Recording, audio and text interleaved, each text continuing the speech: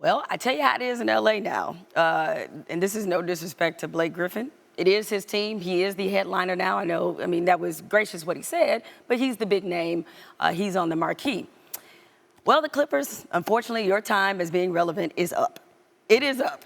Because I know we'll talk about them. I know some disrespect was coming when you said no disrespect. Well, it is. And look, they made a lot of, what was the word you used? Interesting moves. They have some interesting players. The best of a bad situation. They did. But with that other team in LA now, Blake Griffin, it's just, this is why I made it so sad that window that he and Chris Paul had, that they were never able to fully capitalize, be it because of their own doing or because of the fact that it was just injuries and things happen.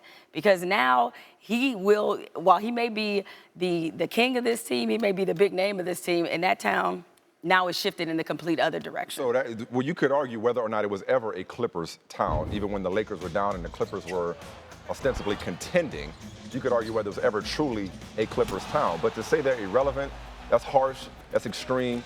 It's a bit of a hot take right there. Irrelevant? Look, in the Western Conference, they may not be a playoff team, even though they have some nice pieces that they acquired throughout free agency and the offseason through trades.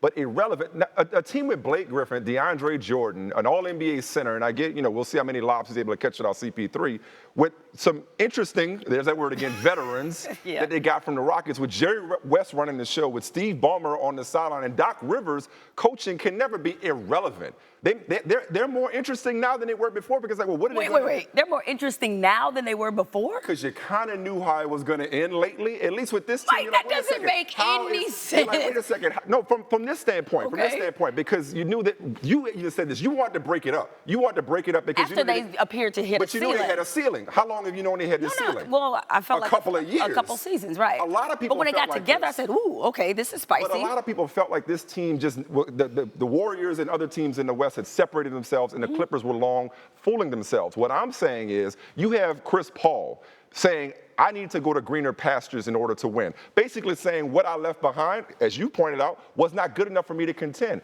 They're interesting and intriguing from the standpoint of, wait a second, nobody's expecting much from this team. Doc Rivers has all kind of rumors about him and his son. Nobody ever expects much from the Clippers. Right, and look at what they put together, the so people that they've assembled. So they're back to what they used to be. Okay, they're not as bad. Agree to disagree. I'm not saying they're, Blake Griffin is not chopped. You're not hearing me. He's not chopped. You're listening, but you're not hearing me. He's a really good player. I can hear Jimmy. I like Patrick Beverley, the fact that he's bringing some edge and some spice to it.